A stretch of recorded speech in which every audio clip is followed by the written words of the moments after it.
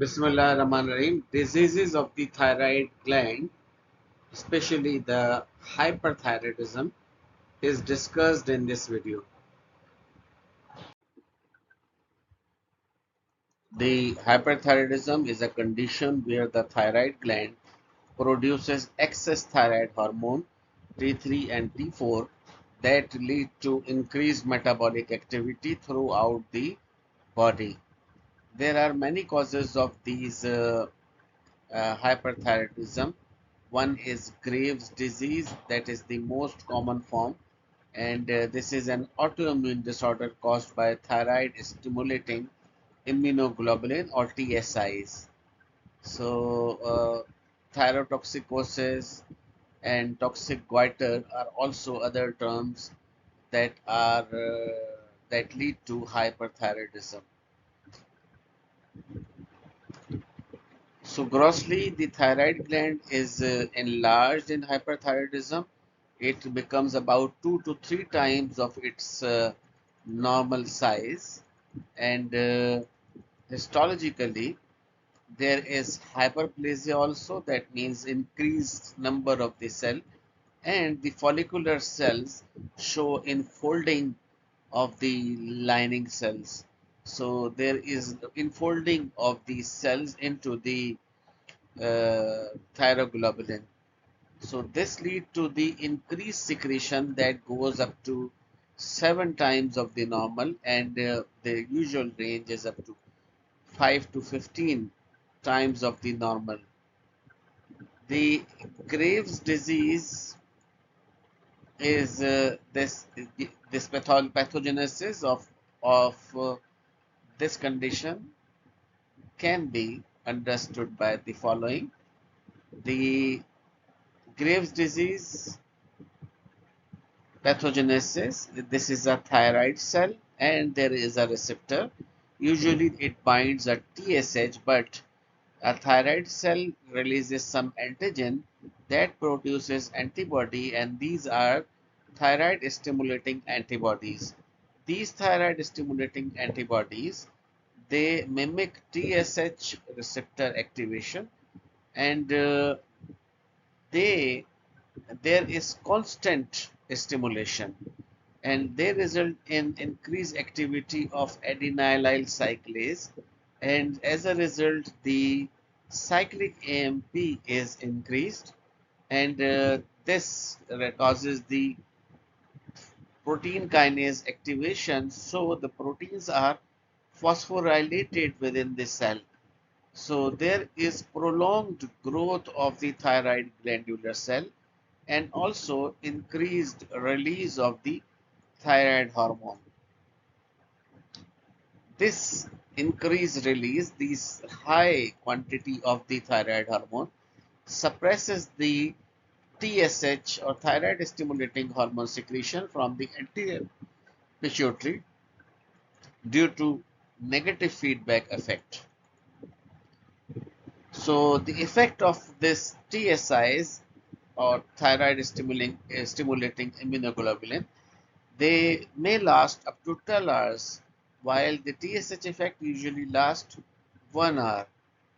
So clinically, the hallmarks are enlarged thyroid, low TSH, high T3, T4. You can have the patient diagnosed, the condition diagnosed by radioiodine scan, and there will be positive test for thyroid stimulating antibodies. Antithyroid drugs, radioiodine therapy, and thyroidectomy are the treatment option for such patients. So this is an autoimmune condition that is associated with thyroid stimulating antibodies.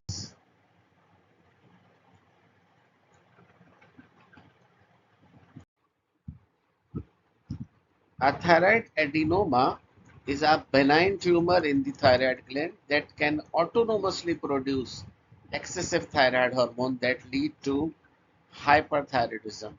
So excessive quantities, abnormally large quantities of these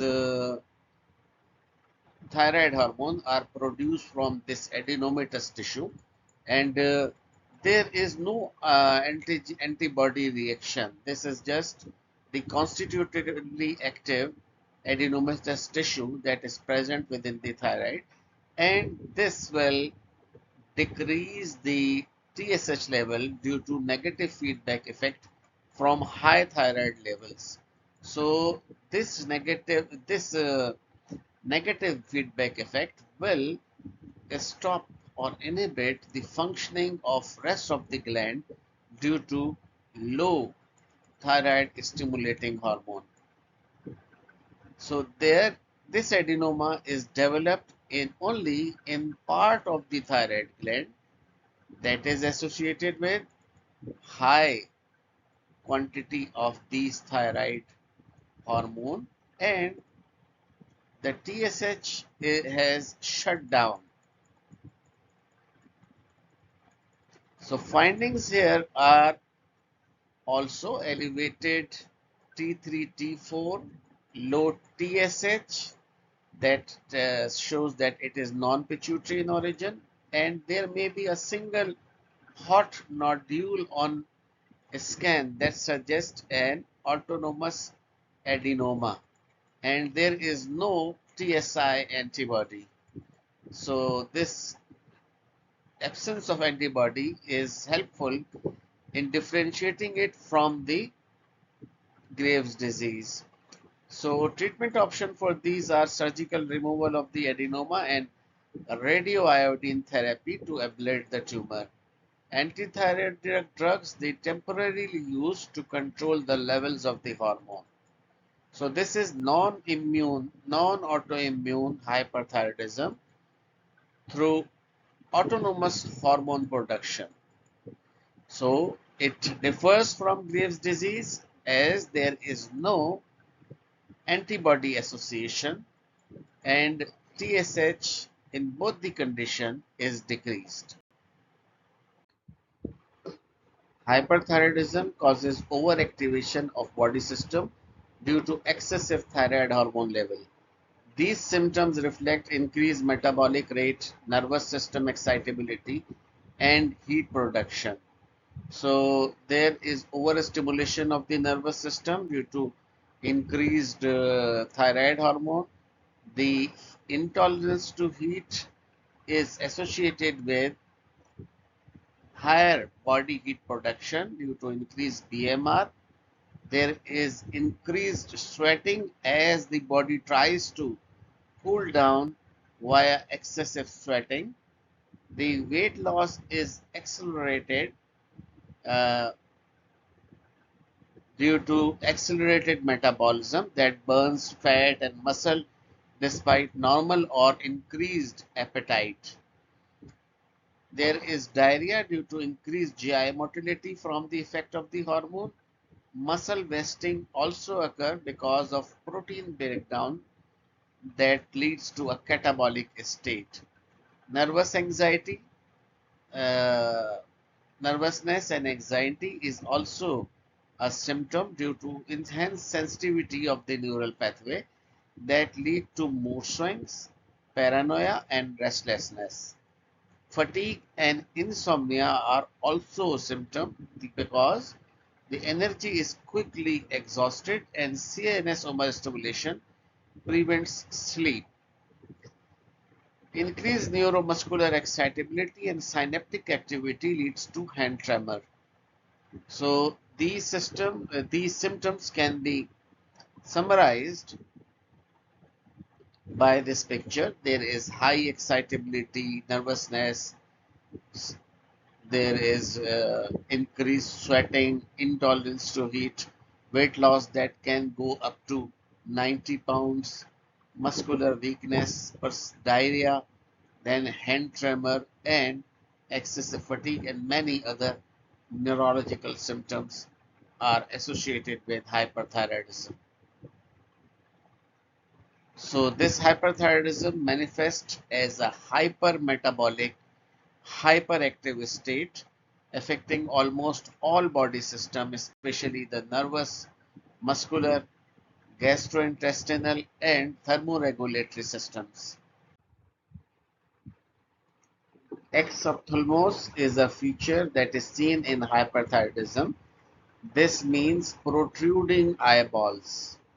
These protruding eyeballs, often seen in Graves' disease, there is forward protrusion of the eyeball that is seen about one-third of the cases. This protrusion may stretch the optic nerve, so impair the vision, and it may prevent the eyelid closure that lead to dryness of the eye, and also irritation of the epithelial surface. So this will lead to repeated infection and corneal ulceration. The edematous swelling of the retroorbital tissue or degenerative changes in the extraocular muscle that may be antibody mediated suggest a possible pathogenetic mechanism. So there is protrusion and incomplete eye closure. So this exophthalmos, it improves significantly with effective treatment of hyperthyroidism. Most accurate tests for the hyperthyroidism are free T4 and free T3 that are measured in plasma by radioimmunoassay. The high level confirms hyperthyroidism. The basal metabolic rate measures energy expenditure at rest in severe hyperthyroidism. BMR typically increases 30 to 60%, while TSH, thyroid stimulating hormone level, also measured by radioimmunoassay in thyrotoxicosis, there is excessive T3, T4, but due to this, the TSH level is very low or nearly zero. Then another test is thyroid stimulating immunoglobulin level, and this is especially useful for diagnosing Graves' disease. This is high in autoimmune thyrotoxicosis and low or absent in thyroid adenoma.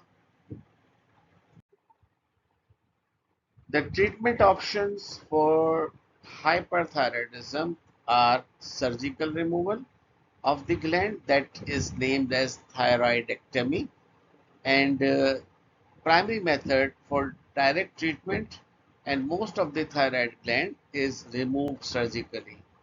Propyl thiouracil preparation are usually given for several weeks to bring the BMR to normal, and high dose iodides are given about 1 to 2 weeks before surgery to shrink the size of the thyroid gland and to decrease the blood supply that decreases the bleeding risk intraoperatively. So with the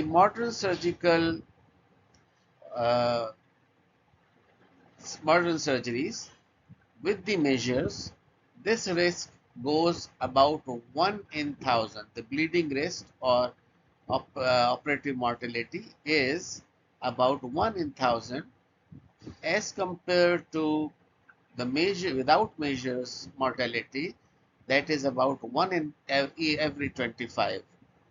So radioactive iodine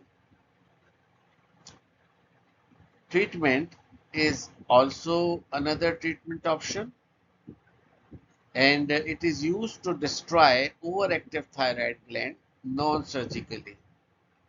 So 80 to 90% of radioactive iodine is absorbed by hyperplastic gland in 24 hours, and typically 5 millicuries is administered and reassessed after a few weeks.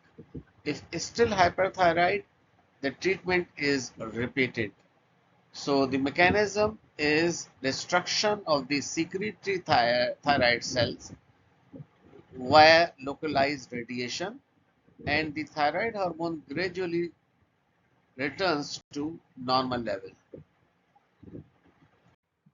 Thank you for watching this video. If you have any query, please write in the comment box.